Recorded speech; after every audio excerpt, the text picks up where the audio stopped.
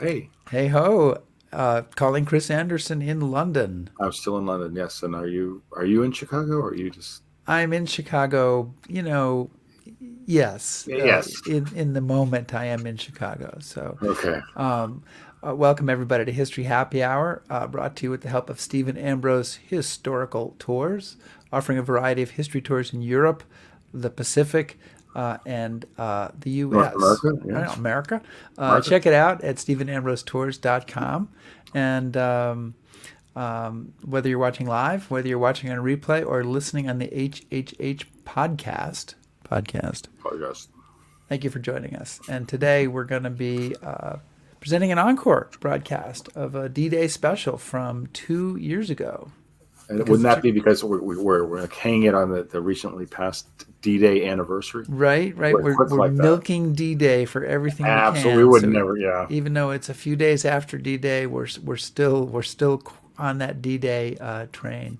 And this is a word about this show. Actually, it was one of our most popular shows that we've done.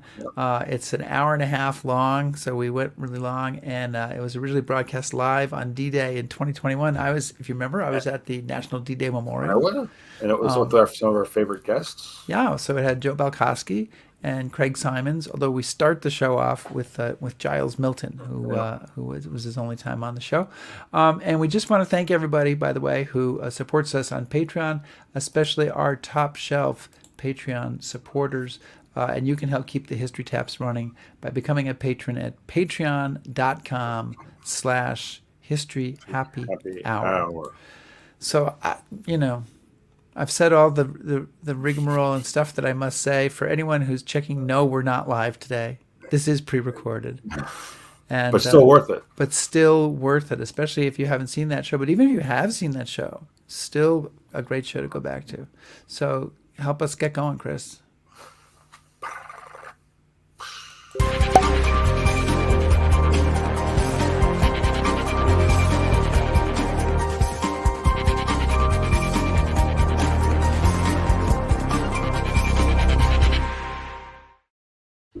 I don't have the bell with me, so I just have to go, No, bing, and the bar is the open. bar is open.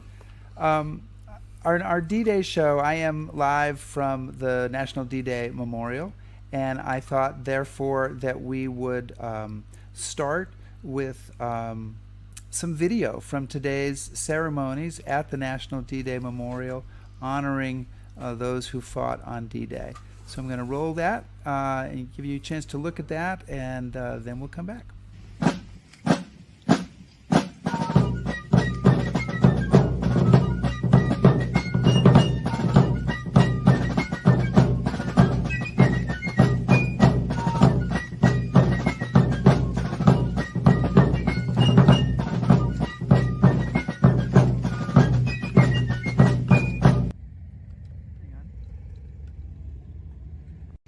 It is my honor to welcome each of you to the memorial on the 77th anniversary of the Allied landing in Normandy.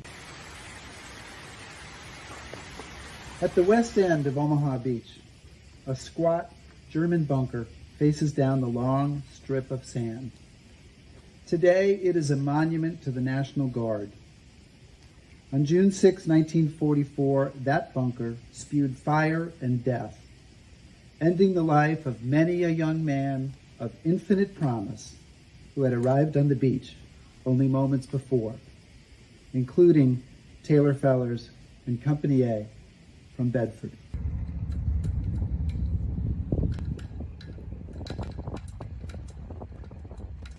And it is our privilege on this day to be joined by a distinguished body of men who belonged to the Allied Expeditionary Force that invaded occupied France 77 years ago. And I want to address my words here to them, and they're in different places, but I see Ash back here, I see Louis out there. You are seated here today at this magnificent memorial to the valor, fidelity, and sacrifice that you displayed with such abundance, while doing what you believe to be nothing more or less than your duty.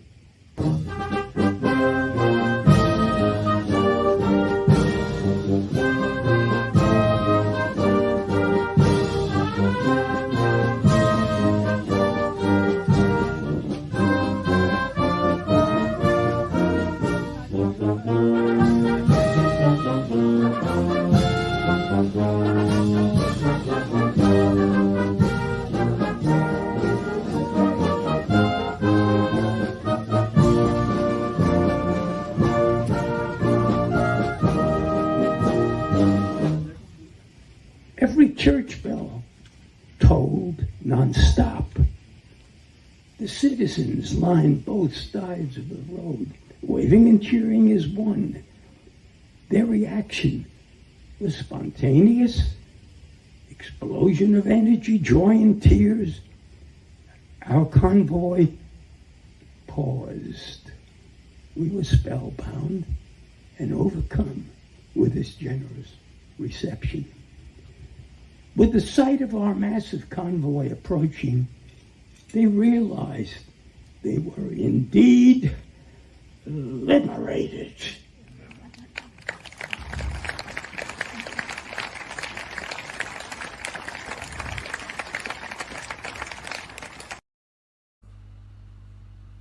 It was an amazing day. Yeah, it looks like it was. I wish I could have been there. I know you had to share some D-Day thoughts. Well, yeah, it's just obviously it's been a rough couple of years for a lot of folks. I've always been in Normandy on the 6th, and so I'm missing it a lot, and I'm thinking a little bit about all the guys I knew, and back in the day when a lot more of the Easy Company guys were alive, they would all call everybody on the 5th of June and talk about, well, this is when we were getting into the plains, and I think about the guys, Paul Rogers in particular, that would always call me and just talk about the night. And this is me on an earlier trip, I think probably about 2007, 2008, in Normandy with Don Malarkey on the left and Buck Compton on the right. So we have a lot to talk about, but I think about my friends today. So, As you should, should. And I think, you know, what so many speakers said today is, you know, it's really important for us to remember this and keep remembering this. Agreed. And one person who's really doing a great job at remembering this, Chris, is our next guest. Tell us a little bit about him. Giles Milton. Giles is a very, very popular writer of narrative history. So for those who don't know what that means really good history that's very readable. So we appreciate that. Yeah. But he's the author of more than a dozen books, mostly of history. I first got interested in what he's written about because he covers a wide range of topics. But he wrote a wonderful book called Churchill's Ministry of Ungentlemanly Warfare, which deals with the Special Operations Executive, which, as you know, is something that I've become quite interested in. But very recently, he's also written a book that has two titles, depending on where you are in the world. Here in Britain, it's called D-Day, the Soldier's Story. But in the States, it's just come out in paperback, and it's called Soldier, Sailor, Frogman, Spy. There you go, much better. Which is a wonderful history of the first 24 hours of D-Day, and it has some wonderful first-person accounts, so it's something I would really encourage you to have a look at. So, and here's the man who put it all together. Giles, welcome to History Happy Hour. Well, thank you so much for having me on. I hope the connection's going to last the duration here, because there's a lot to talk about. Yes, exactly. Yeah, and we've had some connection issues with Giles, so we told him that we were just going to muddy through. I think what was it that Eisenhower said, Chris? Once the battle begins, yes, no plan survives first contact. Yeah. Yes. So, Giles, did you bring a cocktail? Because that will always help you get through History Happy Hour. He's reaching. There we go. Excellent. Very English. Yours good. Yes. And I have a local beer here, a Vienna Lager. So from here in Virginia, and Chris has a big bottle of something. Well, yeah, I have a Brewdog, which is actually started in Scotland, but I got an extra large bottle because it's an extra long show this week. So, but moving on to the history, which I think is why we're all here. Yeah, finally.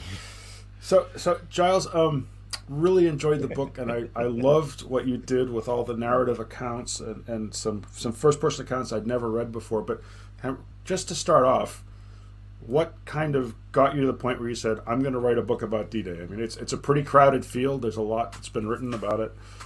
What did you want to say, or what did you think needed to be said about D-Day? Yeah, I suppose from my point of view, a lot of the stories of D-Day, both British, American, Canadian, have been told from the commander's point of view, from the officer class. So this is particularly the case in my own country.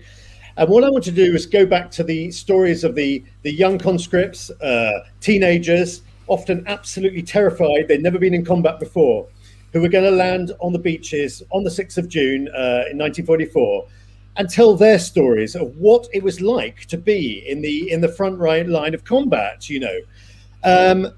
In addition to that, I wanted to not just tell the stories of the Americans and the Brits, and obviously many American histories of D-Day talk about D-Day as if it was an entirely American operation, ignoring the fact that it was, while there were 73,000 US troops involved, there were also 62,000 UK troops involved. So I wanted to tell the story of all the different Allied forces involved, Canadians as well, Polish, French. But I also wanted to tell the story from the German point of view, which has been much less told.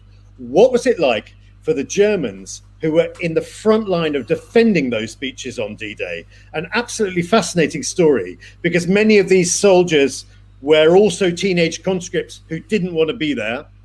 So their story was one I wanted to tell. And lastly, I wanted to tell the story, which is really never heard at all, is the voices of the French civilians who lived on the coast of Normandy. You know, this, for many of your, you know, the viewers tonight might have been to Normandy. They'll know that this coastline is lined with villages and inhabitants and farms and what have you.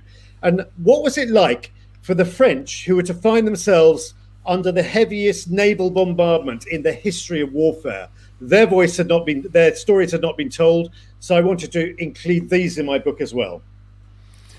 So when so in a certain sense, when I've been describing your book to people, and don't cringe too much here, it reminds me of Cornelius Ryan's book, The Longest Day, and I know you had access to his notes and archives, which is pretty amazing, and yet how would you say that it's different from that? Is there a lot more material you think that's available to you now, or is it just that because you wanted to have sort of that same broad idea but with a much wider net, that you captured more material? Well, that's an interesting question, because as you say, I did go to the Cornelius Ryan archive, and of course The Longest Day is actually a very short book, and he interviewed hundreds and hundreds of people, and these interviews were never used in his final book. So I included a lot of stuff that Cornelius Ryan had not used, but also he used a very limited number of sources for the German material, and very few of the French inhabitants of that coastline. So I hoped, and also there's a tendency in his book, and I in no way want to knock his book, because it's an absolute marvelous history of the day, of the longest day. Oh, but if you can create some controversy on our show, that's gonna, we can get in the headlines tomorrow. Let's do it. There's a but coming, but. What I felt had not been told was the kind of raw, unvarnished stories of the young teenage conscripts. You know, their voices, certainly in everything I read about D-Day, had not been told very much. And often, certainly in Britain, it was the officer class who were able to write their stories and get them published after D-Day. So the sort of traditional stories that I've grown up on, and indeed have been passed down through Hollywood, are the ones that have been told by the officer class. And I'll give you an example. There's the famous story, which we love in Britain, of Lord Lovett landing on Sword Beach with the commandos, landing with his bagpipe player playing the bagpipes. And it's a great story of heroism. But and Lord Lovett, his story is incorporated directly into the Hollywood movie, The Longest Day. Who was the historical consultant for The Longest Day? It was none other than Lord Lovett. So, of course, he put himself directly into the movie, and he wrote out many of the young conscripts who were fighting under him. And there was this great story that they were all racing to get to Pegasus Bridge. The great goal for the British on D-Day was to get to Pegasus Bridge and rescue the airborne forces that had landed in the night. Lord Lovett tells a story of how he got there first. Actually, no, it wasn't quite like that. There was a bunch of young teenagers, really tough, hardened fighters, who got there quite a few hours before Lord Lovett, and their story didn't get a look in. It was never mentioned, so they were pretty unhappy about this. And so, in my book, I hopefully could restore the stories of some of the incredibly heroic young teenagers who did great things and performed wonderful deeds on D-Day. So yes, and so Giles, when you're uncovering the stories of these teenagers and these conscripts, again, very young men, but is there anything that surprised you? Anything that you discovered as you're doing the research, like, wow? Because, I mean, so much is already known about D-Day. As you were diving into the story from this perspective, was there anything that surprised you? I think what was really interesting is that the planning for D-Day had obviously been going on for months and months and months. It was the most meticulously planned military operation in history. Every single beach, every minute of every beach was planned of how it was going to unfold. But of course, as we all know, as soon as the fighting starts, everything begins to go wrong. Troops don't land where they're meant to land. The fighting doesn't unfold as it is supposed to unfold. The bombers who are bombing the beaches they drop their bombs in the wrong places. And what I found, and what has not really, I felt, been told before, is that what happened is that there was a reliance on individual soldiers to take the initiative on the morning as they landed on the beaches. Many of these soldiers who'd never been in combat before had to take the initiative, lead a small band of men onto the beaches and take out individual German strong points. And it became apparent to me that it was the individual heroism of small groups of men who really turned the tide in those opening hours of D-Day and really changed the whole course of the day's fighting. So, for example, on Omaha Beach, one of the American beaches, we have young men, one particular one, or just plucking one name out of a hat, Jack Ellery, a young fighter, goes on to Omaha Beach and manages to lead a small group of men to attack a German bunker, knock it out. And by knocking out a German bunker, you end up enabling troops to land on a stretch of beach, which is now more or less safe. So I wanted to focus on these men who performed great acts of heroism on D-Day and enabled troops behind in the second, third, fourth waves to come ashore, not under heavy gunfire. But more than that, that's one aspect. The other thing I want to do is tell the story of the Germans who were firing at them. So in the story of the Americans landing on Omaha, as the American troops are landing under terrible, withering gunfire, I also have the accounts of young German conscripts in their bunkers firing onto the Americans. And this creates an incredible sort of narrative drama, really to try and bring out the drama, the horror and the terror of what it was like both to land and come under this heavy German gunfire.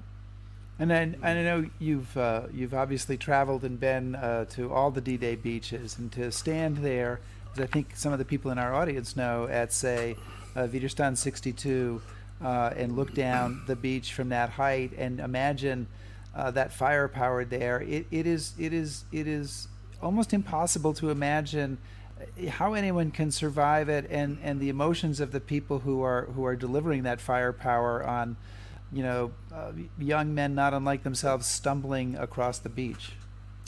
That's right. And at that particular strong point, I mean, there was one soldier that some viewers might be familiar with called Franz Gockel, young teenager. He was absolutely terrified. He was to defend the beach. He was to shoot down, gun down, basically all the troops who were landing with a small group of men. And, it was fascinating to read the accounts, which I hadn't really read before, and I'm sure a lot of people haven't, of what it was like for these, they, like the Americans and Brits landing, they were 17 years old, 18 years old, to when dawn broke on the 6th of June, 1944, they look out of their strong point and they see the biggest armada in history that's coming towards them. And they know that only one side is going to win this battle. And there's accounts of Franz Gockel and another chap, Carl Wegner, who was at the other end of Omaha Beach.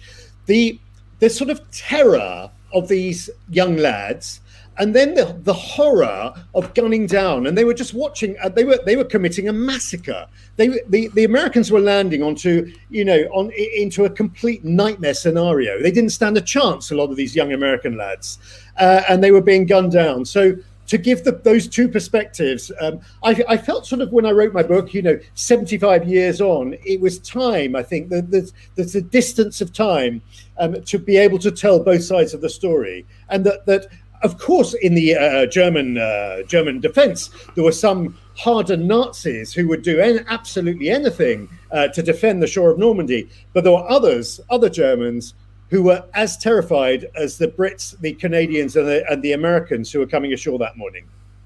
Now, so, Giles, one of the things that I'd like to get your perspective on is kind of how Britain remembers or deals with the day. So growing up in the States as a young man, D-Day is central to our World War II story. I mean, every kid plays soldiers. They know about it. It's there. The movies, everything. When I was younger, I would travel to Britain a lot in the 70s, 80s, and they'd always talk about the Battle of Britain. They'd talk about the war in the desert, and they'd mention D-Day, but it didn't seem quite as central. And it's only just, today that there's now a large memorial that's been dedicated over Gold Beach. Why do you think it took so long here in Britain for the story to become as big as it is now? I mean, it seems to like they had to catch up. It's true that it's kind of weird in Britain that 1940, Dunkirk, which is when huge numbers of 330,000 British troops had to be evacuated from the continent back to Britain, that bizarrely is seen as the great moment in Britain's Second World War, which is kind of weird given that it was a great disaster. But we've dressed it up as a great victory. I think what's fascinating about D-Day is this is really the last time in the Second World War that Britain is able to fight on a parity almost on a parity with the US. Like I said, the US on D-Day itself was going to field 73,000 troops, and Britain was going to field 62,000 troops. This was a joined up operation. And I think what's interesting is also what many Americans don't realize and what many Brits don't realize is that there was a lot of crossover between in the fighting on that day. So one of the first companies of American troops to land on Omaha Beach on the morning of the 6th of June, which was A Company landing on the western end of Omaha Beach, they were actually led ashore by an English Royal Navy naval pilot.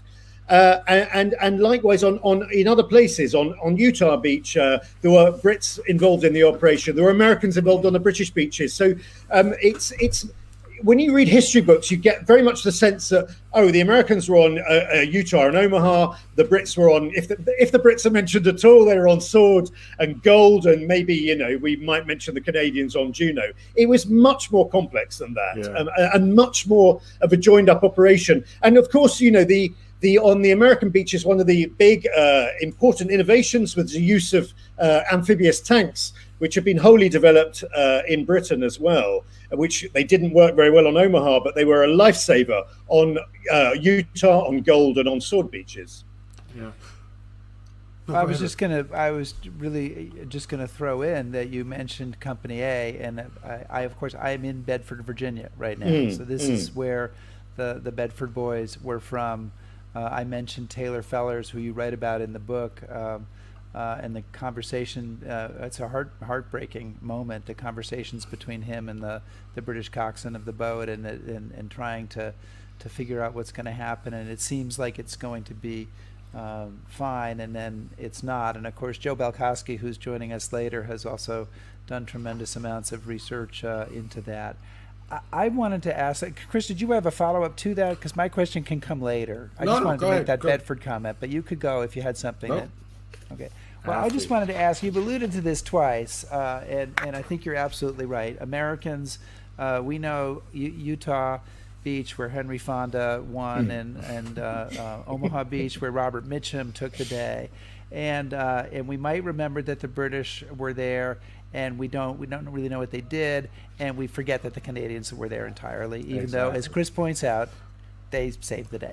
So, but what I would ask you, what are we missing? Give us a couple of stories, and I don't know, maybe Stanley Hollis or somebody like that, the Dalton brothers. You tell some great stories about what happened, about figures that Americans just don't know anything about. Can you unravel a couple of those? Yeah, let me begin with one of the first stories really that begins on D-Day. In fact, just before the beginning of the 6th of June, in the night of the 5th and 6th of June, there were two bridges that it was absolutely critical to be captured at the beginning, before the troops landed on the shore. And this was the operation to capture the Benneville and Ranville bridges over the canal and the river. And they would one of the bridges would later become famous as Pegasus Bridge. Now, why was it important to capture these bridges? If they didn't, the real fear was that the German panzer divisions could swoop across these bridges into the beachhead and just attack the newly landed troops, seasick, terrified, just landed ashore. They would be very, very vulnerable to attack by German panzer divisions. So it's critical that these bridges should be captured. And what the British launched in that night was a brilliant coup de main operation to capture these bridges. A small number of men landed by glider. Unbelievably, they managed to land these gliders. These are planes without any engines. They land them right next to the bridges. The guys get out. They run across to the bridges. They hurl absolutely everything they have at it: grenades, machine guns, everything they've got. And they capture these bridges in a very short space of time. And this is a critical strategic, operation at the beginning of D-Day. By doing that, they have ensured that the German panzers are not going to be able to get into the Allied beachhead at the beginning of D-Day. So it's small things like that which were to have huge repercussions in a good way for the Allies who are about to land on the beaches. So, and I'm going to add to this, Giles, since I'm going to bring in your other book, and it's going to help me with what I'm trying to do later. But ulterior motives. Ulterior motives. You wrote in Churchill's Ministry of Ungentlemanly Warfare about the Special Operations Executive and some of the things that they got up to. Another wonderful book. But maybe you could kind of tease a little bit. What was going on with SOE and some of the other special operations prior to D-Day to kind of get ready for the invasion? Yeah, great question. Now, in 1994, I was sent over to Normandy to interview some of the French who were on that coastline, in 1944. And one of them I met was this chap called Guillaume Mercador. Guillaume Mercador was this wonderfully dapper little French chap. And he invited me into his home, and we drank tea in his library. And he told me about what he was doing in the run-up to D-Day. He was a champion cyclist. And he, the coastal road along the north coast of Normandy, absolutely vital coastal road, was obviously out of bounds. The Germans had said no Frenchman was allowed to go along this road because it was where all their defences were. But Guillaume Mercader was an absolutely charming individual, charmed the local Gestapo chief, who allowed him to continue training on his bicycle up and down the coastline. What the Gestapo did not realize is that Guillaume Mercader was gathering military intelligence on every strong point, every bunker, every machine gun nest that was being installed on that coastline. He was then reporting it back to his local French resistance network, who were then reporting it back to SOE in London. Within 24 hours of Guillaume Mercader cycling along the coast of Normandy, General Eisenhower had that information on his desk. So Eisenhower and the Allied headquarters who are planning D-Day, are planning right up to the last minute. They had absolutely detailed military intelligence of what was taking place, German troop movements, where Poles had been stuck into fields to stop gliders landing, absolutely everything. Troops being moved up to the coast on the railway network. And so men like Guillaume Mercader, and there were many of them, working for SOE, Special Operations Executive, supplied incredible amounts of military intelligence to SHAEF planning the landings in England. So, Giles, were there any stories that you had hoped to dive into where you felt like it was hard to find the material, or you couldn't find the material? Or conversely, stories that sort of, when you started to dig in, you couldn't believe that there was material on it there? Yeah, I think one of the things I dug up in one of the archives here in London was an unpublished diary of a young commando in his very early 20s who went ashore on Sword Beach with Lord Lovett, this great sort of triumphant landing on Sword Beach. What his diary really told about D-Day was how it was unvarnished, raw, absolutely what it was like. First and foremost, to cross the English Channel that night. Now, many listeners, people watching tonight will know that the weather was pretty awful. And the English Channel, even in midsummer, can be a terrible place to be. And Cliff Morris sets out, as they left the shores of England, they were all fed this huge meal of beef stew, cups of tea, tons of chocolate, unlimited food. They'd never had so much food, in the previous few months. Well, boy, did they regret that within a couple of hours of getting into the English Channel. It was terrible in the Channel that night. It was unbelievably rough. They were all vomiting. They were seasick. They took seasickness pills, which gave them terrible headaches. These were men in a terrible condition that were now about to be thrown against the Atlantic Wall and what they believed to be some of the most, ferocious German defenders in the Wehrmacht. So diaries like this, which, as I say, never been published, never been used before, and written in great detail, set out for me the stark horror and terrifying sort of nature of what it was like to be in combat, and Lord Lovett's account, which is this incredibly sort of flamboyant account of landing on Sword Beach, and everyone remembers it, certainly in Britain. When he lands, he puts on this great Scottish aristocrat, lands in his monogrammed shirt with his hunting rifle and his Scottish bagpiper playing him ashore. It's fantastic stuff. But when you read Cliff Morris's diary, and he talks about heads rolling around on the sand and, men with no legs and no hands, this is the raw stuff of combat. And it brings it home to you that this was not a pleasure trip. This was really, really horrific. Yeah. So, and Giles, your book is one of many, and I'm sure there'll be many, many more in the future. What is it about this one day, this one morning, that you find so compelling, and why do you think that it just continues to even grow? The interest in it grows rather than dissipates over time. I think that this day was absolutely critical to the unfolding of the war effort, basically. If D-Day had not worked, if it had failed, as Eisenhower, of course, feared, everyone knows he wrote a second letter describing how the landings had failed, preparing for the worst. If it had failed, it would have been extremely difficult for the Allies to have launched another invasion of Nazi-occupied Europe in the foreseeable future. It might have prolonged the war by another year, 2 years, 3 years. Who can have said what would have happened? And of course, one has to keep one eye on what is happening in the East. Had the Allies failed on D-Day, Stalin would have been advancing into Europe, and the whole map of Europe might have been completely different by, the end of 1945. The Red Army would probably be in control of, all of Germany, might have got even further west.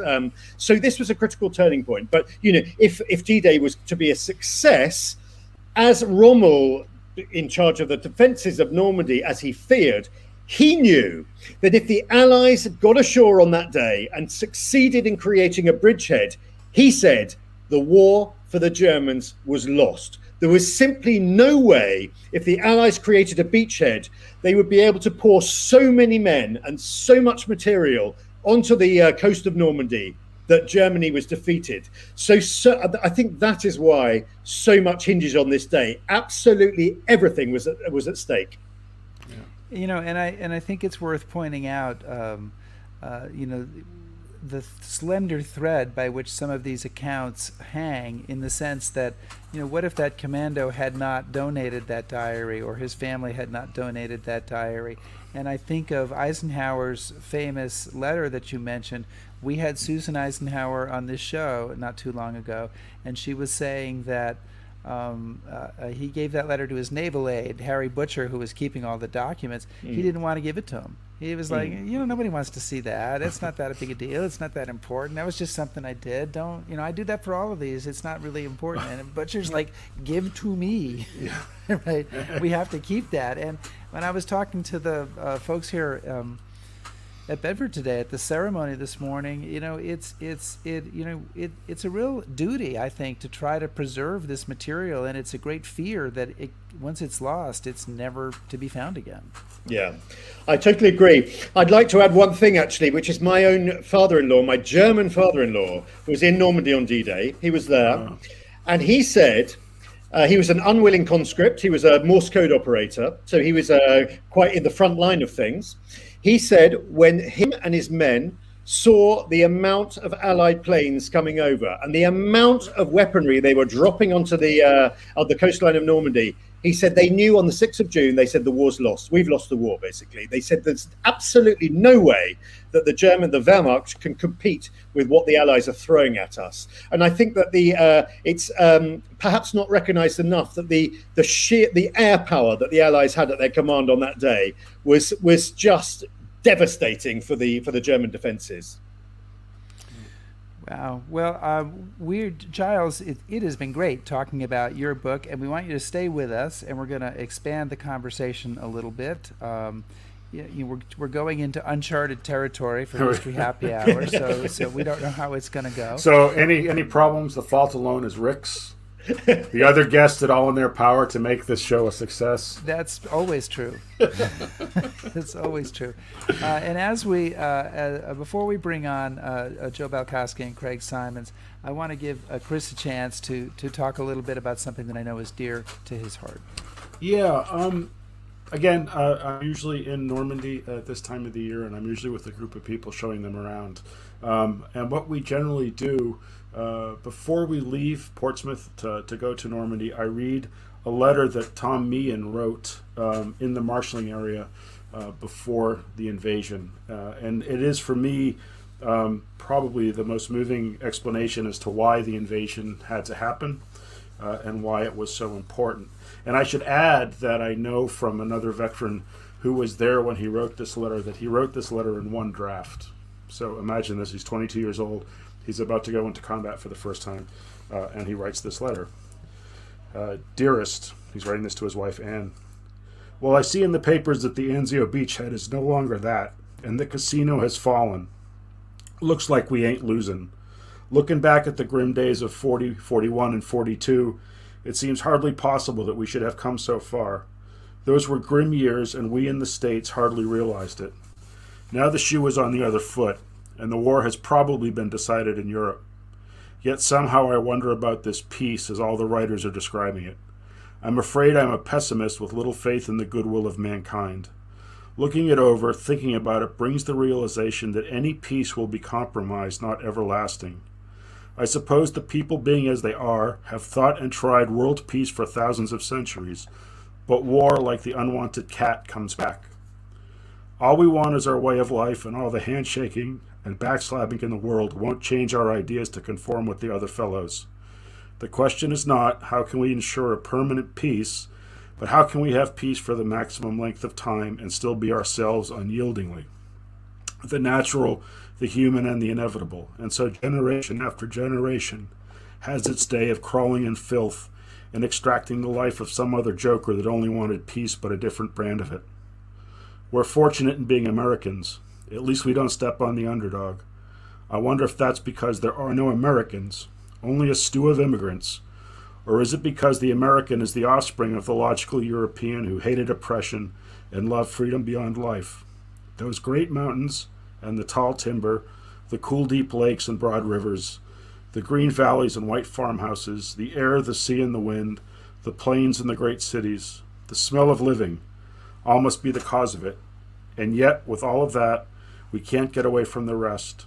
For every one of our millions who has that treasure in his hand, there's another million crying for that victory of life. And for each of us who wants to live in happiness and give happiness, there's another different sort of person wanting to take it away.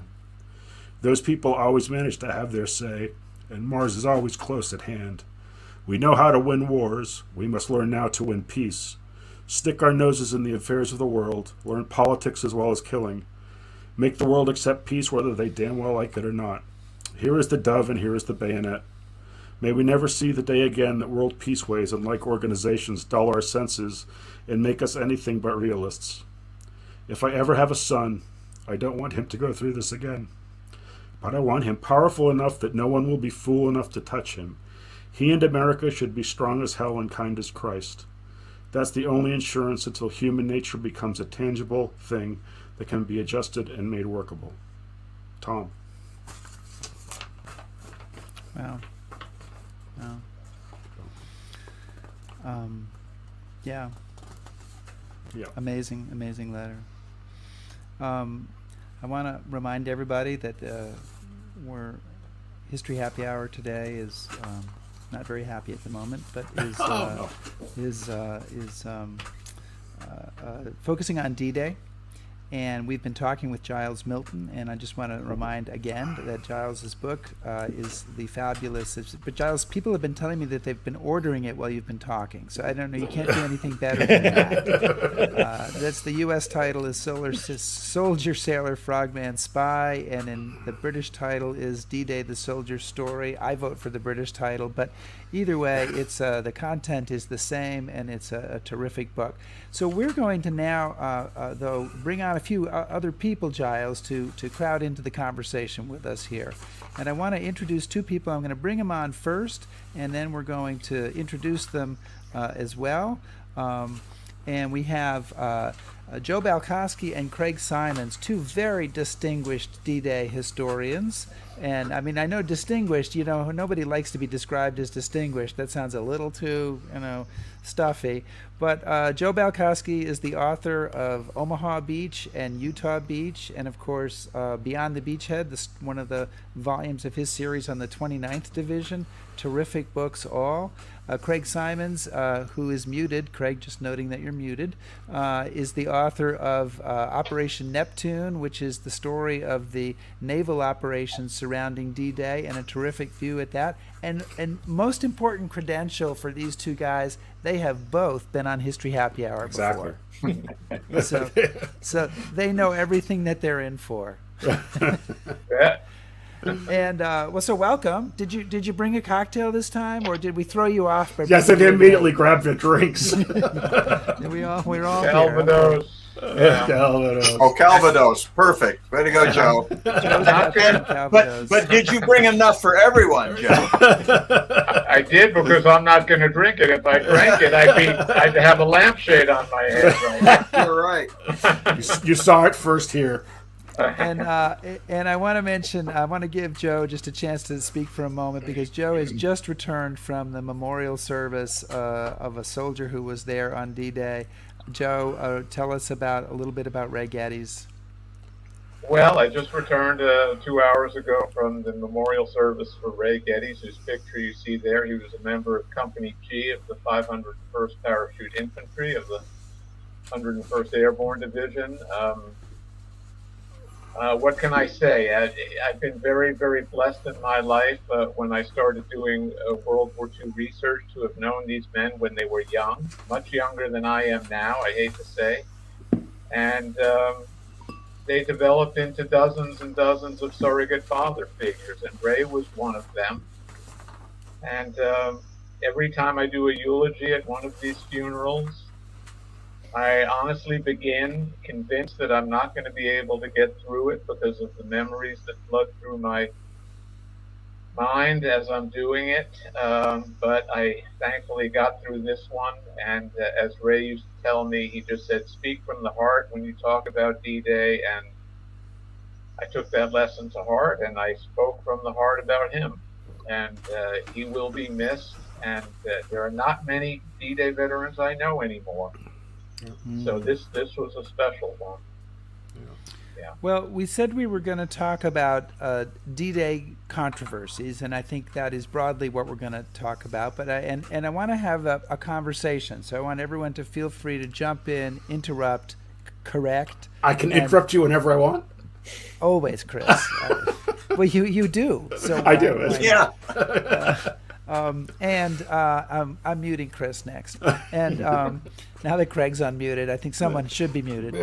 But I want to just throw out the very broad question, and I'll let I'll let Craig answer first, because he has not really had a chance to speak yet.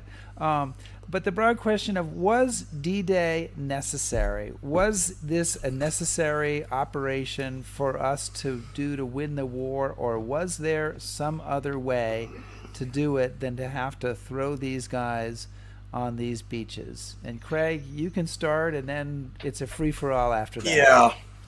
First of all, there's always another way. It doesn't mean it's the better way, but there's always another way. I've just finished writing a book on Chester Nimitz. And the last couple of chapters deal with the whole question of whether or not Japan could be defeated by blockade and bombing without an invasion. Was an invasion really necessary? And one of the issues that bubbled to the top in that conversation was, would the American people, and of course in the case of Europe it would be the peoples of Britain as well, the other allies, agree to a war that might last till 1947, avoiding an invasion, blockading and bombing until finally it became possible to win the war without an invasion. So yes, it would be possible, but not necessarily the best alternative, because you don't know whether the political will was there to sustain the extra 16, 18, 20 months of war that might be necessary to win a war without an invasion. So in that context, I would argue that the invasion was necessary, partly because I think it's important, particularly to the American people. The British obviously have been in a lot longer than we had anyway. But in addition to that, there's the whole Anglo-American pulling and tugging that had been going on since 1941 and even before, frankly, with the Americans saying, well, look, if we're going to fight Germany first, let's do it right now. And the British saying, well, yes, that's all well and good, but you know, you have to go at the right moment. And this was the moment when those two sides could agree to meet. So was there another way? There was. Was it a better way? I frankly doubt it. If you look at it from the perspective of the very highest reaches of the American High Command, I agree with Craig. I mean, from the word go after Pearl Harbor, it was well understood in the American High Command that something like D-Day was going to happen. Famously, for the 1942 graduation speech at the U.S. Military Academy at West Point, General Marshall said, I note to great applause, he said this, we will land in France. And he said this more than 2 years before the D-Day operation. So in terms of the grand strategy as thought up by people like Marshall and, of course, approved by Roosevelt, D-Day was an absolutely necessary step to win the war. Remember, George Marshall also famously said that in a democracy you cannot fight a 7 years war, referring to the 18th century conflict in Europe. He said the people demand results. And from the beginning, Marshall said we must fight it violently and put our best men against their best men on a central front and drive to Berlin, no questions asked. So I believe wholeheartedly that it was necessary. And if I could just add something, I think it's very interesting to look at Churchill's perspective as well. I think that Churchill had a deep suspicion of Soviet Russia and Stalin's intentions. And that Stalin, of course, had been pushing for the Western Allies to open up a second front in Europe. But I think that Churchill was also really worried that if the Allies didn't land sooner rather than later, that much of Eastern and Central Europe might have been swallowed up by the Red Army. And when you look at what actually unfolded, I mean, this is pretty close to what happened. Stalin was determined to hold on to all territory captured by the Red Army. And this would come out at Yalta and later at Potsdam. So I think Churchill certainly was keeping one eye on what was going to happen after the war and who was going to control what. So one of the other, one of the other controversies, we're going to drop some big bombshells here. And I know this is one of the big ones. But one of the big debates, not amongst the Allies, but amongst the Germans, is the method for defense. There's the famous account of Rommel. He wants to meet them on the beach, and he stopped them right at the waterline. Von Rundstedt says that we should have a reserve further back from the beaches, let the Allies land, and strike them then. So, in the world of great big D-Day controversies, I'd like to get kind of your thoughts. Who was right, Rommel or Rundstedt? Ooh. Craig, you want to go first? Oh, okay, sure. I'm a Navy guy. Big guns in the Navy. You're asking about German high strategy. I think either one if they had fully invested in it, would have been better than kind of the goofing around they did. Where's it going to be, and how should we respond? Kind of at the beach, but also hoarding our resources. Buying in 100% to either one of those might have been better for the Germans than the argument that they had. On the other hand, I don't think either one of them would have won the day. So, Right. I think my opinion has changed in the last 30 years. I used to be of the Rommel camp, but I think I'm now in the von Rundstedt camp. Who was it? Frederick the Great, who said, as one of his many military maxims, he who defends everything defends nothing. Yeah. And that really is very applicable to what the Germans were trying to do. There was no hope to defend every point on the northwest European coast that the Allies could hit. And, I guess this goes to the vital point that Rommel's strategy could not work as long as the Allies could keep the secret of where and when the invasion would come to the last moment. And that is exactly what happened. It's one of the most phenomenal, probably the most phenomenal accomplishment of D-Day is that we were able to keep the secret right up until the last minutes of the invasion. Had the Germans learned 24, 48 hours, even worse, a week ahead of time, the results would have been profoundly different. So the foundational pillar to D-Day's success is keeping the secret, and that is truly amazing that it was kept. good. Giles, you want to weigh in on this? Just to add one sort of, I broadly agree with what's been said, but just to add I mentioned before the air power. I just think that the Allies had such overwhelming superiority in the air that what either possibility was at great risk, as long as the cloud cover remained, as long as the skies remained reasonably free of cloud, the Germans were going to have great problems moving up their tanks into the beachhead. I think they would have been attacked from the air, and would have been, as we saw later, in the days and weeks that followed, they would have been picked off from the air. So I think both Rommel and the Rundstedt would have had great problems over the days that followed the landings. Yeah, it's almost like a game in which there turns out to be no right answer, right? Can you be not with Rommel or von Rundstedt? Well, that just gives people topics to keep writing books about. It was not going to work, guys. Whatever defense you used against. I mean, was there a defense? Was there any defense against that? Well, apparently not. No, but I still think for all that. Yeah, I'll put my oar in the water here, and I'm using a nautical metaphor quite deliberately. Giles, I appreciate everything you say about the importance of air power, but I'm a Navy guy, and I'm going to say that in an amphibious operation, you have to get to the beach first. And one of the things that the Germans did was they just couldn't pick out the strategy that they wanted. Hitler would intervene, he'd overrule, he'd make his decision based on the gut instinct and overrule the OKW, and that would be the decision. If the Germans had committed to a maritime strategy of destroying the North Atlantic sea lanes 100% and done what Dönitz did, that would have been better from their perspective. If they had done everything they could to deny the Allies control of the sea, not just the air, Giles, but the sea, they might have had a better chance. But instead they said, well, we're going to commit some to this and some to that, and we're going to invade Russia while we're hold off Britain, and too many things, too many times without a clear, focused, directed, grand strategy.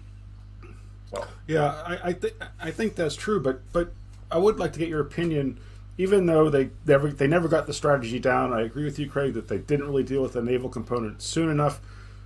How close did D-Day come to coming off the rails?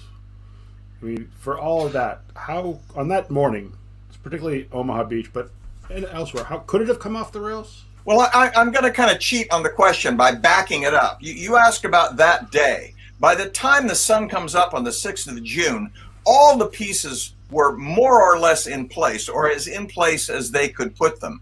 And And that was the product of 14 months or more of serious labor. They had to build the ships to get them there, the tanks that the ships would carry. I mean, the logistic input to all of this was the biggest part. So when could it have come off the rails? And I think the answer to that is the inability to create and sustain the sea lift capability to get the material and the manpower to Britain, and then the material and the manpower across the channel. I know 62,000 of them already live there, Giles. I'm paying attention. But I think without that sea lift capability, D-Day cannot happen. Once June 6th arrives, and there are a sufficient number of particularly LSTs, but all of the various sea lift components that made up the invasion, nothing, I think, was going to stop that at that point. But it could have come off the rails with decisions about construction priorities, building priorities, if they had gone awry early, and so they just simply wouldn't have been ready, and they almost weren't anyway. The number of LSTs in particular, you know, Eisenhower made it clear to Marshall. He said, you know, we have enough LSTs to sustain the invasion force through D-Day +3. After that, nothing. And that's when they realized, oh, well, okay, one more month of building LSTs, one more shipment of LSTs across the channel, and even then there were just enough to get it done. So it's the sea lift capability, I think, that's the bottleneck of this whole operation. But I say that as a naval guy, so there you go. I wonder if I can actually add a question, really, which intrigues me, is that what would have happened to both Craig and Joe if Omaha had not succeeded? Was the whole of D-Day in danger if the Americans had not got ashore on D-Day? Because it's a question I wrestle with, and I don't know the answer. Joe, you go first. My opinion is that, well, number one, I agree wholeheartedly with Craig. D-Day could not have gone off the rails, particularly at the risk of repeating myself. When the secret was kept until the morning of June 6th, there was no way it could fail. Part of that was the Allied grand strategy, which was overwhelming force, one of the great precepts of the military strategy. Giles, my opinion is that Omaha, it's been exaggerated how close Omaha came to failing. It didn't really come that close. The carnage was terrible. But, you know, the application of force on that beach was impossible for the Germans to throw that back. They started the day with no more than 1,000 men on that beach, and we were going to put 35,000 men there within 16 hours. You know, that whole story about General Bradley contemplating pulling the troops off the beach, there's absolutely no historical corroboration for that whatsoever. I believe that was never even considered. And you, Craig, as a naval guy, you well know that in an amphibious assault, the Navy controls the invasion until the troops are ashore. And Admiral John Hall famously said on the morning of D-Day on Omaha Beach, he said, I never considered doing anything but continuing with the plan. So I can't even contemplate Omaha failing. Had something terrible happened and the Germans had known the secret ahead of time, well, yeah, then you got a 35, 40-mile gap between Utah Beach and Gold Beach, and you know the Germans would have exploited that. But the odds of that, you know, in my view, were near nil. I'm going to accept Giles' hypothesis at the beginning and say that if it had failed, could the invasion have continued, by saying yes? And these stories that Joe referred to, that supposedly Bradley was saying, oh no, we've got to pull them off the beach. If there's any truth to any of that, it was, and move them to Utah Beach, so that now Utah Beach would have twice the, and yes, there'd be a gap in the line, but if you're still pouring, and Joe gave the numbers, those kinds of resources ashore, the Germans would have had a very difficult time, even absent Omaha Beach. But that's all hypothetical, because I think Joe's right. I don't think it was going to happen. What John Leslie Hall said that morning was, the only thing we can do is just keep pouring resources ashore, and they'll win out at the end of the day. And of course, that's exactly what happened.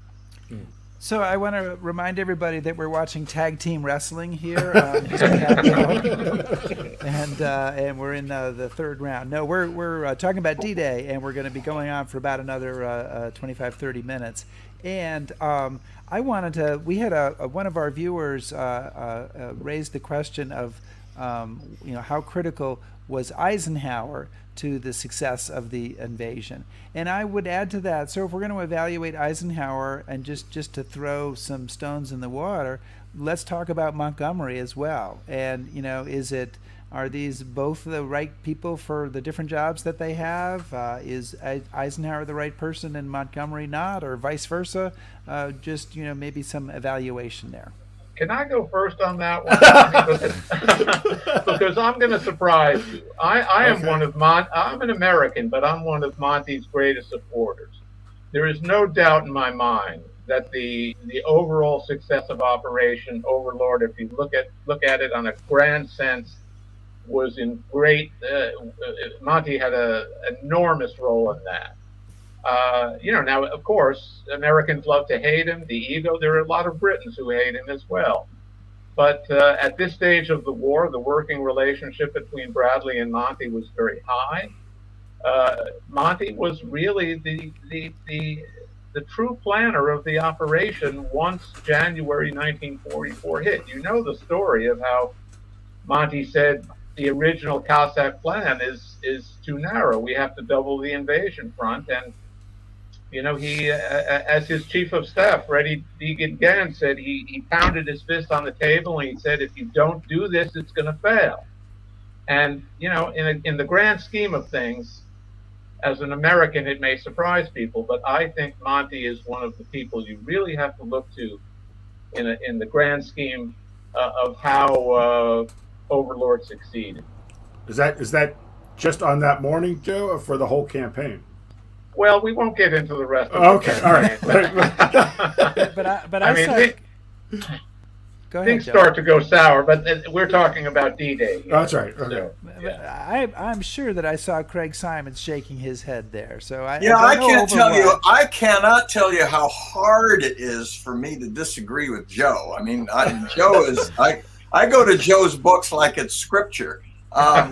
This is a hard thing for me to do. But I think if you're really looking at the highest level of strategic decision making, Eisenhower is the guy that makes this work. And it's not because he's a military commander. He never led troops in combat in his entire military career.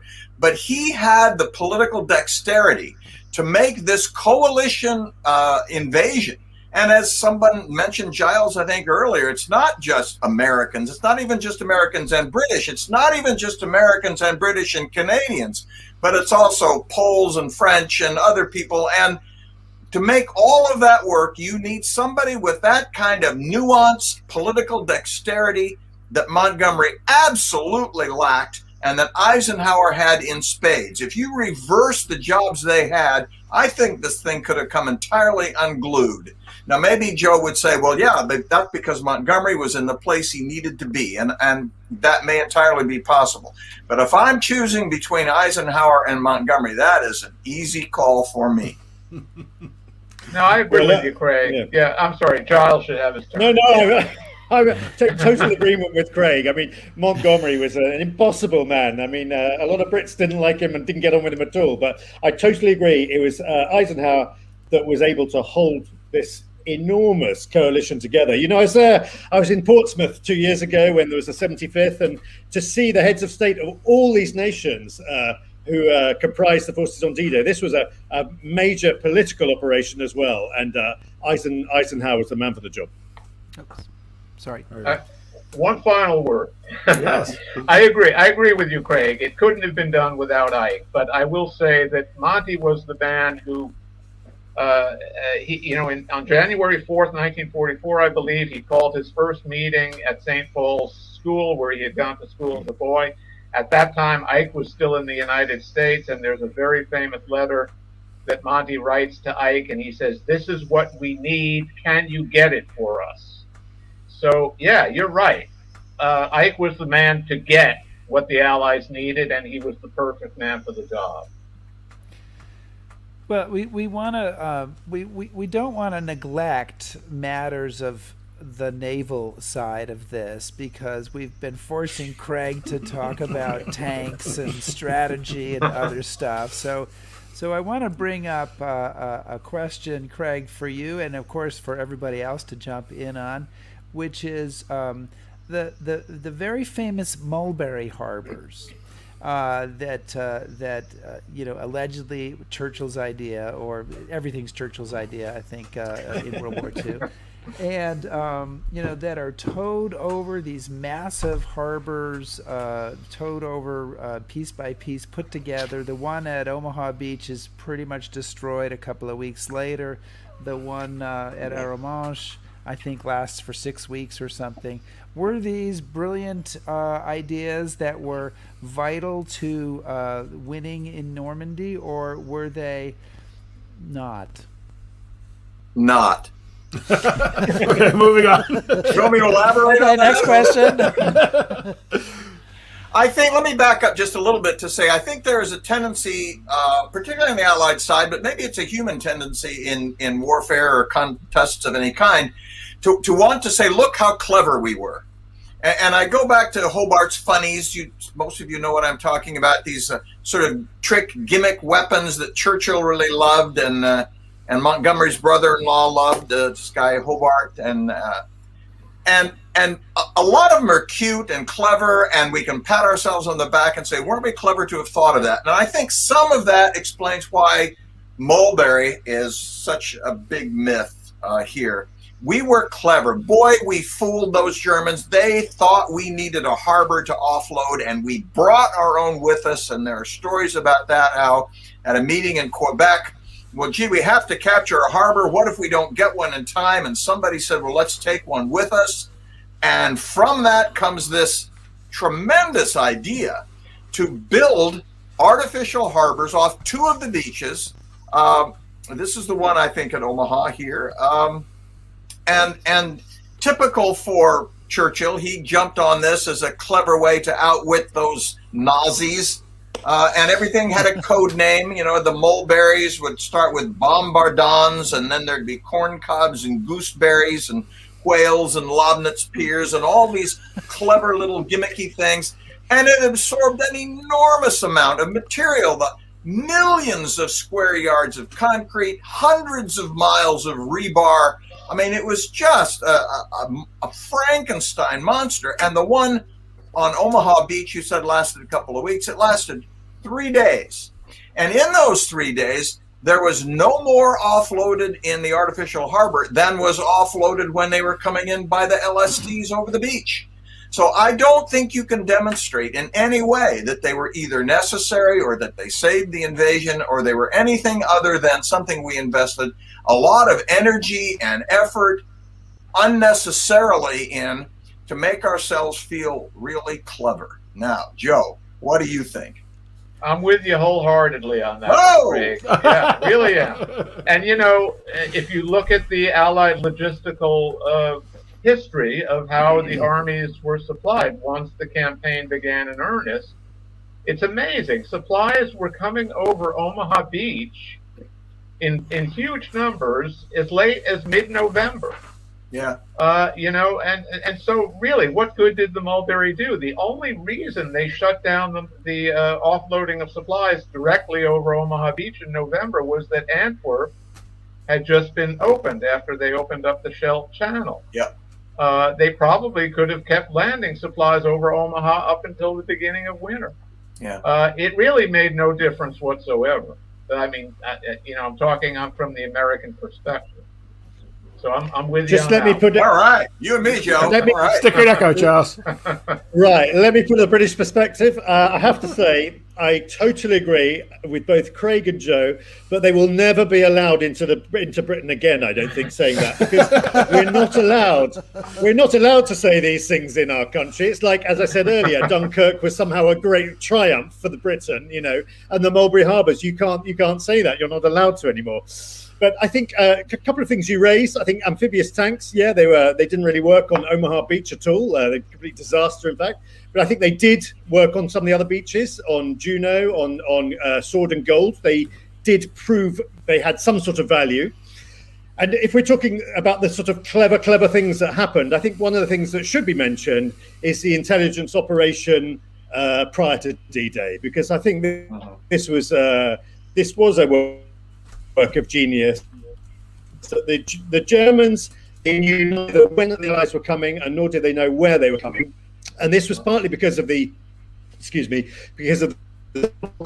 system, the counter system of Britain, and all those with the Phantom armies, the inflatable tanks that have been scattered across the countryside. The Germans didn't know where the Allies were coming, and I think that was a clever thing that the Allies pulled off. You know, Giles has just given me an opportunity to mention the Ghost Army, and we all have. Oh, wait, am I going to say? Cheers Oh, there. yes. Because, and this is one that I believe I'm right on here, but there were no inflatable tanks that were part of the Operation Fortitude deception. So there were inflatable tanks that were used by the 23rd Headquarters Special Troops in action in France and Luxembourg and Germany. They're widely believed. I mean, there's a million books you can read about inflatable tanks being part of Operation Fortitude. But if you look at the original plans laid out, they didn't want to use them. The planners didn't want to use inflatable tanks because they thought the risks far outweighed the benefits, especially since England was kind of full with American tanks anyway at that point. And you didn't really need to show the tanks in a particular place, you know, and you wouldn't really have that need until, if you think about it, like a week. If you were going to use them, you wouldn't use them until like a week before the invasion. And the one exception to that is that the 23rd, the Ghost Army, did do a 3 practice deceptions called cabbage, cheese, and spam that were in the in a tank proving ground that was within the area of the so-called 1st U.S. Army Group buildup, the fake buildup supposedly under General Patton. So in that sense, that's probably the beginning of the belief that inflatable tanks were part of the Fortitude deception, when really Fortitude is mostly about the double cross system, and then some American radio deception that goes on from the 3103rd radio operation. So I'm just, it's the one Are you done now? Are you that done? I know Are you something done now? about. I have to have the opportunity to say it. But I want to go back to the mulberry question, just because I'm going to bring in a challenge. Nobody here had wanted to go up against you, Craig, but we did have a viewer who said, is this hindsight? Is this just hindsight when you're looking at the mulberries? But maybe it would have been needed. I'll put it out to you and let you respond to that. Well, I obviously, a lot of things. Historians are really good with hindsight. We know everything after the fact. But in this particular case, I think it's not just hindsight. If you ask the operational commanders, and people did ask the operational commanders months before this, even at the inception of the idea, they said it's a terrible idea, but I'm not going to get in front in Churchill's way. John Leslie Hall, who was cited earlier, who was the commander, or the naval commander off Omaha Beach, when he was briefed on this months beforehand, he said, "This is ridiculous. One storm will wash the whole thing away." And of course, that's exactly what happened. So the operational people who had actually to do it thought, not universally, but I would say 2/3 thought it was a terrible idea. But the politicians thought it was a great idea, and they controlled the money, and that was the decision that was made. And I think this really does go back to, it's almost like the public school boys saying, "Boy, we pulled one over on the old chaps, we outsmarted them this time." And that's what was going on here. But I think it was known in advance that this wasn't going to be essential. The American way of war, as Russ Weigley said many years ago, is to overwhelm the enemy with material and firepower and just pour that stuff ashore, and never mind the trickery. So I think that's where most people were, even at the time. So Giles, how would you rate Craig's British accent on a 1 to 10 scale? He's allowed into the country now. So this next question is from one of our viewers, but certainly one that I would be curious to get your thoughts on. This is from Frank Cook, and he asked, he said, as the person originally charged with driving the cross-channel invasion plan, should British Lieutenant General Frederick Morgan have received more credit for the eventual success of D-Day?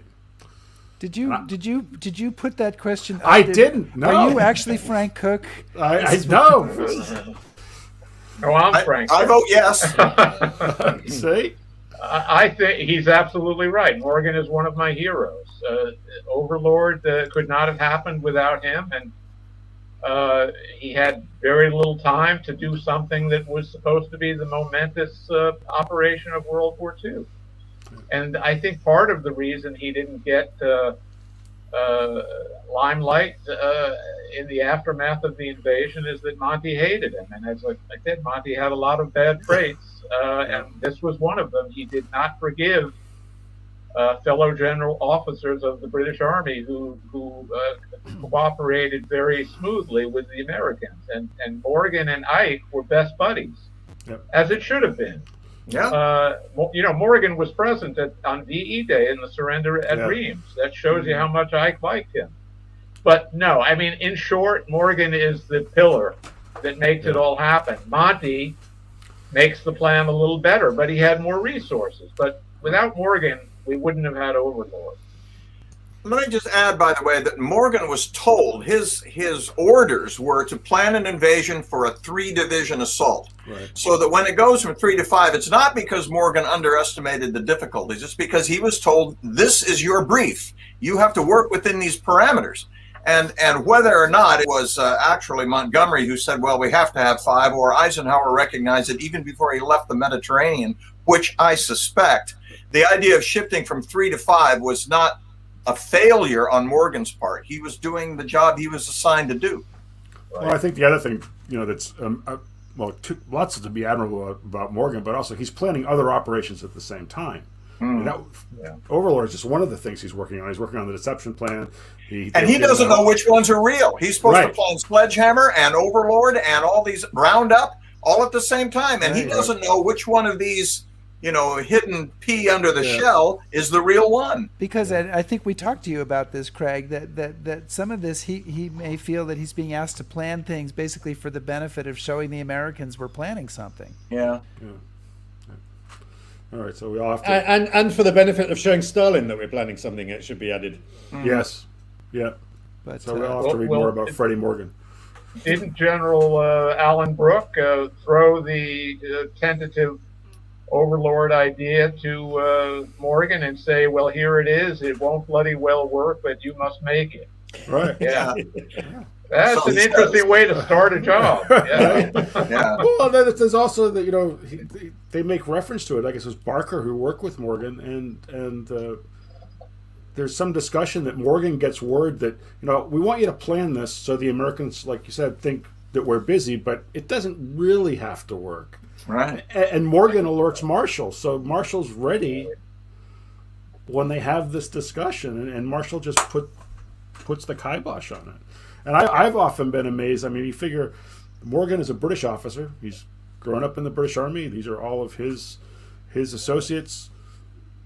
The Prime Minister says, we'd kind of like to have this sort of work out this way. And a lot of people would say, yes, sir, and that's what he do. But Morgan says, no, this is too important. This is an Allied operation. Yeah. And he tips off the Americans, which I think is a pretty gutsy move on his part. Yep. So. Well, I think don't even. I can't believe Rick's out of ammo. I know. Not true. I've got some in the case back here. Okay, all right. Good. No, I wanted to one of my favorite D-Day controversies, if you will, is Pointe du Hoc. Pointe du Hoc, and I would start. I guess I would let Joe start with this. Joe, will put you on the spot first. And Chris and I talk about this sometimes. There's everybody loves the exciting elite unit operations, and the Rangers are an elite unit. Just listen to them; they'll tell you. And so is Pointe du Hoc is it important? Is it a valuable use of resources? It's certainly gotten a lot of attention post D-Day. It is, what is often the very first thing remembered. It's often what people really want to go and see. Is that appropriate? Is that right? Yes, it was an absolute pillar of the operation, and I'm very skeptical of anybody who says it wasn't. All you have to do is stand there and see the reason why. I mean, you can easily see in plain view the anchorages of the Utah invasion force, and you can easily see the anchorages of the Omaha invasion force. And may I remind you that the 6 field pieces that were supposed to be entrenched at the Pointe du Hoc position were no ordinary guns. These were not 155 millimeter howitzers. These were 155 millimeter French, actually, cannon or guns with a gigantic range and, more importantly, tremendous pinpoint accuracy. So there's no way in hell that American planners could have tolerated 6 guns. Now, we didn't, again, in hindsight, know exactly what had happened to those 6 guns, but it was obvious that they could be there. And if they could be there, you had to do something about it. There was no way in hell we would tolerate having those 6 pinpoint guns being able to fire in daylight on anchored ships. I mean, there's no doubt in my mind that the Pointe du Hoc operation was mandatory. I mean, perhaps we could have committed more force to it, but remember, we were supposed to commit more force to it, but an entire battalion of Rangers ended up shifting to Omaha Beach. Right. So that's my short answer. I agree. I'll just add one more bit to that, and that is that I think psychologically, somehow it's even more ennobling that the Germans had moved those guns and they were not there. I know we didn't know that, the men doing it didn't know that, the planners didn't know that, but the fact that it ended up being, of the 200, I'm going to make up I think the numbers are right here, 225 that began the assault and began the climb, and 108 got to the top and got that position. And that's such a sacrificial, heroic, brave thing to have done, that the fact that the guns weren't there and somehow almost ennobles it further. Does that make sense at all? Yeah, and I think just to add to that, I mean, as everyone has said, hindsight is a great thing. A lot of what people watching will not know that the British had a very similar operation to take out Merville Battery, which was believed to have powerful guns that could reach the British beaches. This battery was taken in the night at great cost in human life, and it turned out a bit like Pointe du Hoc, that the guns were not there or could not have affected the beaches. But that was not known at the time. It had to be done in case they were there. I mean, ultimately, right? You have to you see all these things, and you have to figure out that it might happen. So and take advantage of that. So makes sense. Chris, we're approaching last question time. I know. So that's what I have. I have 2 more. I'm trying to get them in. I get you. You're all right. All on, babe. So I've talked to Joe about this before, but I'd like to get your thoughts. Max Hastings, another one of the D-Day historians, has written in his book about the campaign, the kind of man for man, soldier for soldier, the Germans were just better. And that kind of the reason that we win in Normandy is there's just so much of us. And I've always had a little bit of trouble with that analysis, but you're the expert, so I'm kind of curious what you think of, German combat efficiency versus Allied combat efficiency, and is Hastings onto something, or is he kind of off the mark? I think he's off the mark. I'll be blunt. I'll tell you what. When I read Max Hastings' book when it came out on Normandy, which I believe was in 1984, it actually was a driving force for me to write my book Beyond the Beachhead, because I knew the veterans of the 29th Division, and I did not see what Max Hastings related in his chapter on American tactical proficiency. I mean, I will be the first to confess that the armies approached tactics and operations in fundamentally different ways. Yes, German soldiers were very, very tenacious, and they were superbly armed. and they were very, very good at using those weapons. They were superb on defense. And the Americans, on the other hand, were superb in some of the things that the Germans were pretty miserable in, such as on-call artillery fire, having Hyper Cub airplanes flying over the line and pinpointing artillery shells within minutes where they had to be. But, I think Max Hastings, he's a brilliant, brilliant historian, and I feel certainly I cannot come up to his league, but I will tell you that I think he fell too much for the temptation of believing the old SLA Marshall philosophy that American soldiers, for some inexplicable reason, did not fire their weapons in combat, which is, I think, another driving reason why I wrote my books. It's just not true. Yeah. American soldiers, particularly when you look at the divisions that landed on D-Day, these were superbly, wonderfully trained divisions. The 29th Division had trained for this moment for 3.5 years. They had weeded out every man who couldn't do it. Even those who were moderately reluctant were weeded out. In terms of morale and fighting ability and the ability to withstand the carnage that the German defenders were going to inflict, I honestly think that he was off the mark on that by a wide margin, actually. You got other points of view? Just very, very briefly, to go back to my German father-in-law, who's near the Corentin Peninsula. I mean, he said the vast numbers of Ostbattalion, who these were conscripts into the German army, they didn't know what they were fighting for, they didn't know why they were there, and they didn't want to fight. And there were large numbers of them, which massively weakened, I think, the German defences in Normandy. When as soon as they could throw down their weapons, they did.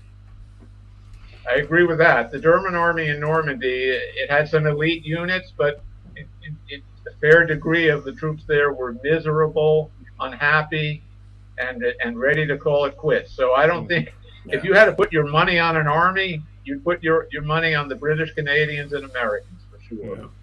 Yeah, first of all, this is about land war, so I don't even really know what I'm talking about here. But let me say some words anyway, just because.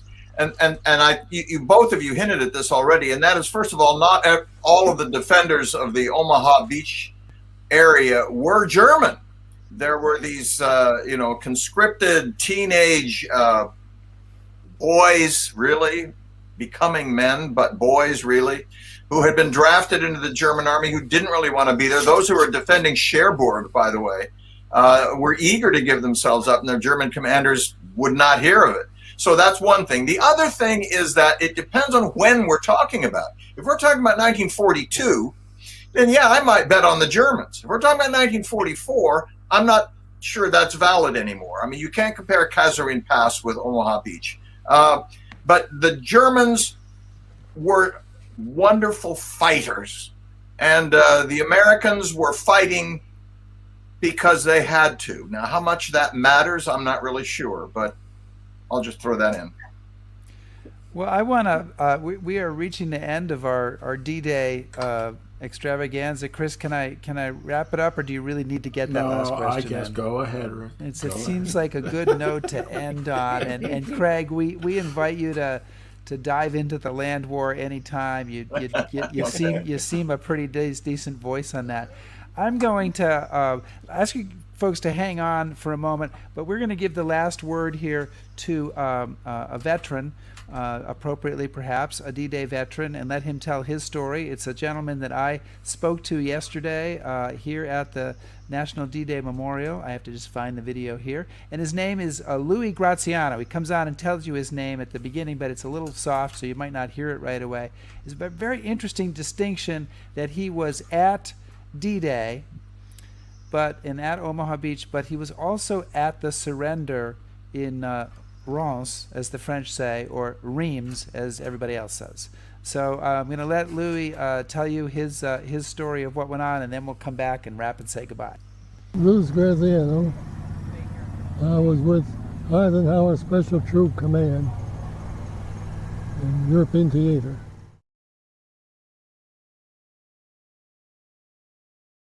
I was in the third wave, and I drove a gasoline truck off the LST onto the shore to the beach, and I jumped out of it and got all my machine guns and things with me and laid down with the dead soldiers, and I crawled up slowly till I got under the cliff, and the Germans were up on top of the cliff shooting down at us, and I got my flamethrower out and my buddy, and we put the cliff on fire underneath where the German were shooting down from up there and got rid of those machine guns.